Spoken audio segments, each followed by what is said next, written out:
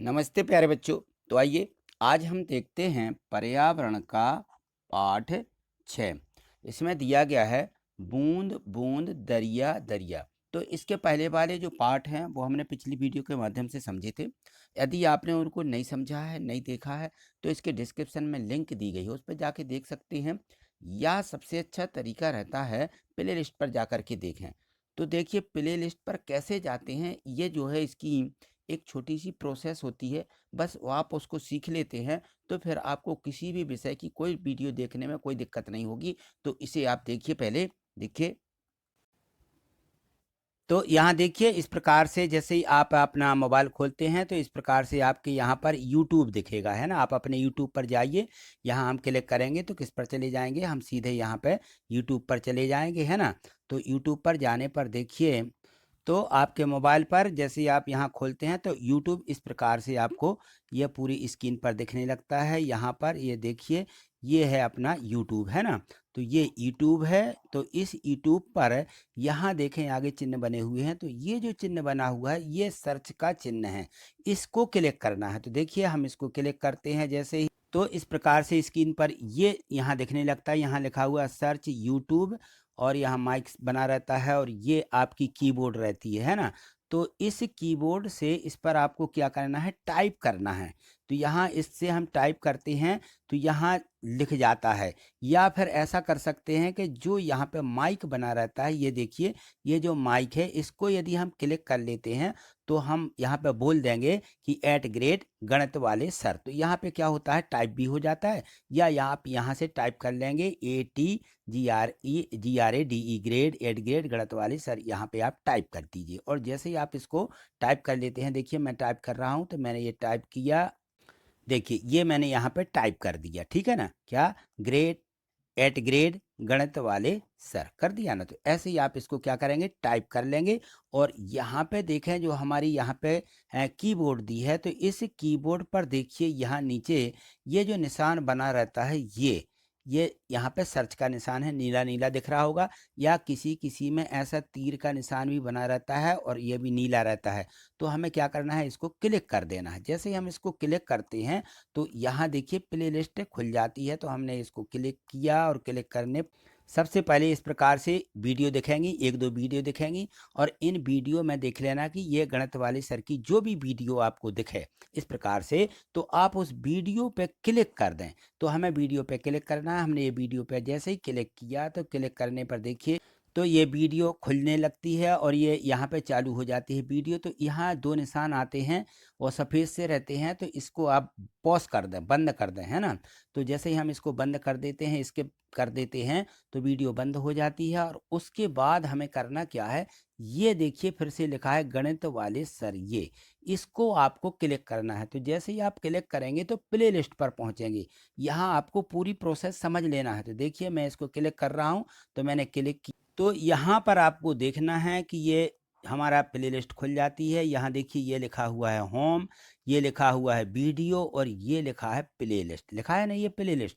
तो आपको यहाँ क्लिक करना है प्ले लिस्ट पर। तो देखिए ये हम इस पर क्लिक करते हैं। जैसे ही प्ले लिस्ट पर क्लिक करते हैं हम, तो देखिए ये प्ले लिस्ट खुल जाती है। और यहाँ पर देखें तो ये वीडियो डली हुई है, गणित है कक्षा 6 की गणित की 3 वीडियो डली हैं। यदि हमें देखना है तो इनको देख सकते हैं। 7वीं गणित देखना तो यहाँ भी देख सकते हैं। और आगे ऊपर खिसकाते चलेंगे, खिसकाते जाते हैं तो विज्ञान है कक्षा 8वीं की, और ऊपर जाएंगे तो देखिए तो आपको यहाँ पे कुछ इस प्रकार से सभी प्ले लिस्टें मिल जाएंगी, जिस भी कक्षा की चाहिए हो। आप देखिए यहाँ पे ये चौथी की भी, तीसरी की भी, 5वीं की भी सभी प्ले लिस्टें इसी पर डली हुई हैं। तो आपको यहाँ पे देख, तो इनको आपको देख लेना है, तो क्लिक करके यहाँ पे देख लेना है। तो मुझे विश्वास है कि आपको ये सभी जो हमने बताई है प्रोसेस करने की वीडियो किस प्रकार से देखें।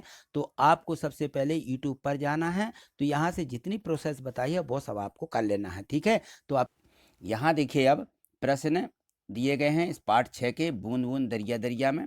तो प्रश्न एक दिया है कि आपके घर में पानी कहाँ से आता है। तो हमारे घर में पानी कहाँ से आता है, नल, कुआं, बोरवेल, नदी और तालाब से आता है, ठीक है। प्रश्न 2 देखो, अपने पानी के बिल को कम करने के लिए आप क्या कर सकते हैं? हमारा जो पानी आता है जो है बोरवेल से या जो नल रहते उससे आता है, तो उसका बिल आता है, तो उसको कम कैसे करेंगे? तो हम अपने घरों में क्या करेंगे? मोटर का कम इस्तेमाल करके, नल का उपयोग करके बिल को कम कर सकते हैं, क्योंकि हम यदि नल का उपयोग करते हैं तो पानी कम खर्च होगा, तो बिल कम आएगा। ठीक है।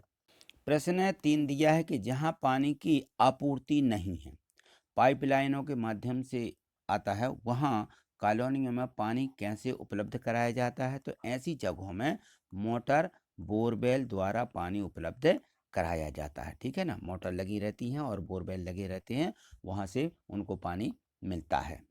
यहाँ देखिए प्रश्न 4 दिया गया है कि क्या तालाब इन दिनों प्रयोग में लाए जाते हैं? तो चित्र में देखिए, चित्र में इसमें दिखाया गया है कि पानी का साधन यहाँ पे अभी क्या है? नदी है, यहाँ नदी बह रही है ना? तो हम नदी का पानी हमारे घरों के काम में उपयोग कर सकते हैं, मतलब तालाब का पानी की जरूरत नहीं है। प्रश्न 5 दिया गया कि दिए गए चित्र को ध्यान से देख करके बताइए, हमें ऐसे घर कहाँ मिलते हैं? जो इस प्रकार से ये घर बने हुए हैं ना, कहाँ मिलते हैं इस प्रकार के घर? तो हमें ऐसे घर राजस्थान में, जैसलमेर में देखने को मिलते हैं। तो इस प्रकार के घर जो हैं यहाँ देखने को मिल जाते हैं। देखिए में दिया गया है कि घरों में इस तरह की व्यवस्था से पानी की बचत कैसे होती है?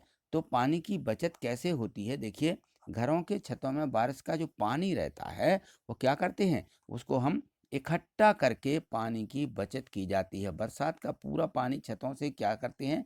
नीचे एक उसमें अपनी हौदी में भर लेते हैं और फिर उसका उपयोग करते रहते हैं। ठीक है। प्रश्न 6 दिया गया कि दिए गए चित्र को ध्यान से देख करके प्रश्नों के उत्तर दीजिए। तो यहाँ पे देखिए, पहचाने चित्र में क्या दिखाया गया है। ये चित्र देखिए, ये चित्र किसका है? तो आपने इस प्रकार से कोई चित्र ऐसे देखे होंगे जिसमें ऐसी सीढ़ियाँ सीढ़ियाँ सीढ़ियाँ लगी रहती हैं, पूरे में सीढ़ियाँ सीढ़ियाँ रहती हैं और यहाँ पे एक क्या रहता है? पानी भरा रहता है ना? तो इस प्रकार का जो चित्र रहता है वो किसके रहता है? ये बावड़ी के रहते हैं। बावड़ी तो आप लोग जानते होंगे, हैं?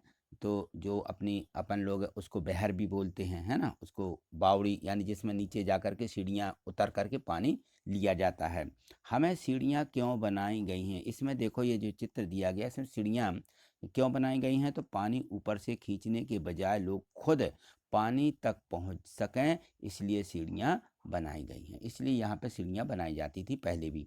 अब यहाँ पे अंतर बताइए कि कुआँ और बावड़ी, कुआँ अलग होते हैं, बावड़ी अलग होती है, जबकि वो ज़मीन मतलब खोद करके ही बनाए जाते हैं। लेकिन अब यहाँ देखो, कुआँ बहुत गहरा होता है, कुआँ से पानी खींचना पड़ता है और कुआँ में सीढ़ियाँ नहीं होती हैं, जबकि बावड़ी कम गहरी होती है। बावड़ी में लोग खुद पानी तक पहुँच जाते हैं और बावड़ी में सीढ़ी होती हैं। तो जो बावड़ी बनती है उसमें सीढ़ियाँ लगाई जाती हैं और सीढ़ियों से नीचे उतर के पानी लिया जाता है। ठीक है। प्रश्न देख के 8 दिया गया है कि निम्नलिखित कविता को पढ़ करके प्रश्नों के उत्तर दीजिए। ठीक है, कविता के आधार पर हमें उत्तर देना है। यहाँ देखिए कविता लिखी हुई है कि बिन पानी हम जी ना पाएं, फिर पानी क्यों व्यर्थ बहाएं, नल में खुला न छोड़ें पानी, और टप टप टप टप टप बहता पानी, पानी तुम खूब बचाओ, काम पड़े तब उसे उपयोग में लाओ। ये कविता दी गई है। तो हमें इस कविता के अनुसार क्या करना है? प्रश्नों के उत्तर देना है। यहाँ प्रश्न देखिए बना है इसी कविता पर, इस कविता का विषय बताओ क्या है? तो इस कविता का जो विषय है वो है पानी की विशेषता। काहे की? पानी की विशेषता। और प्रश्न 2 दिया है इसी कविता में से कि इस कविता से आपको क्या संदेश मिलता है? तो अब देखिए, यहाँ बिन पानी हम जी ना पाएं, फिर पानी को क्यों व्यर्थ बहाएं। तो इस कविता में हमें संदेश मिलता है कि हमें पानी को व्यर्थ नहीं करना चाहिए। जल है तो जीवन है, बिन पानी हम जी ना पाएं। यदि जल है तो क्या है? जीवन है। ठीक है ना? इस प्रकार से हमें उत्तर देना है। यहाँ देखिए प्रश्न 9 दिया गया है कि निम्नलिखित वर्ग पहेली में जल के स्रोतों को ढूंढिए और उत्तर ढूंढ करके लिखें। तो यहाँ देखो, ये जो वर्ग पहेली दी गई थी, इसमें इस वर्ग पहेली में जल के स्रोत लिखना है, यानी जल कहाँ से मिलता है। तो जल हमें कहाँ से मिलता है? देखिए इसमें ये लिखा हुआ कुआं है ना, तो हम यहाँ लिख देंगे कुआं। ठीक है ना। इसके बाद देखो ये लिखा हुआ है नल, भी लिखा हुआ है नल, तो नल भी लिख लें। और हैंड पंप, नदी, ये नदी, नल, तालाब है ना, तो इस प्रकार से हमें इन सब के लिख लेना है। हैंडपम्प भी लिख लो, यहाँ पे नल भी लिख सकते हो, ठीक है ना, नल। तो ये सभी जगह हैं, नदी, तालाब, हैंडपम्प और नल, ठीक है। हैंडपम्प ही हमारा क्या कहलाता है, नल, ठीक है ना। तो इस प्रकार से हमें यहाँ से पानी मिलता है, इनको लिख लें। यहाँ देखिए प्रश्न 10 दिया है कि दिए गए चित्र में मानव निर्मित जल स्रोतों एवं प्राकृतिक जल स्रोतों को पहचानिए। जो मानव निर्मित है, मानव ने बनाए हैं, मनुष्यों ने बनाए हैं, जहाँ से पानी मिलता है वो बताएं, और इनमें वो बताना है जो प्रकृति से पहले से ही वहाँ जल रहता है, ठीक है ना। तो अब देखिए यहाँ पे ये झरने हैं, क्या है ये झरने, तो ये प्रकृति ने बनाए हैं, ठीक है ना। हैंडपम्प किसने लगवाए, ये मनुष्यों ने लगवाए हैं। ये देखिए यहाँ पे ये जो बोरवेल हैं ये मानव ने बनवाए हैं, है ना। इस प्रकार से नल से पानी आता है, ठीक। और ये देखो पहले से ये जो कुआं जो है पहले से नहीं है, ये अभी मनुष्य ने बनवाए हैं। ये बावड़ी बनवाते हैं तो ये भी मानव ने बनवाई हैं। और इस प्रकार से नदी बह रही, यहाँ पे देखो ये नदी बह रही, तो ये प्राकृतिक है, ठीक है। तो हमें इस प्रकार से इनको लिखना है। और देखो इसमें देखो आगे देखो ये प्राकृतिक है, ये यहाँ पे तालाब भरा हुआ है, क्या भरा हुआ है, ये तालाब है। तो ये किसने, ये प्रकृति ने ही हमें दिए हैं, वो प्रकृति ने नहीं, ये मानव ने है। और यहाँ पे जो चित्र बनाया गया है तालाब का नहीं है, ये कोई विशेष समुद्र है ना। बहुत बड़ा जल स्रोत है यहाँ पे, तो समुद्र तो पहले ही से रहते हैं, तो ये प्रकृति से निर्मित है, ठीक है। तो यहाँ में लिख देना है कि ये प्राकृतिक है, ठीक है। तो आज इतना ही, मिलते हैं अगली वीडियो के माध्यम से। आगे देखने के लिए चैनल को सब्सक्राइब करके ही रखें और वीडियो को लाइक करते जाएं, ठीक है। थैंक यू, धन्यवाद।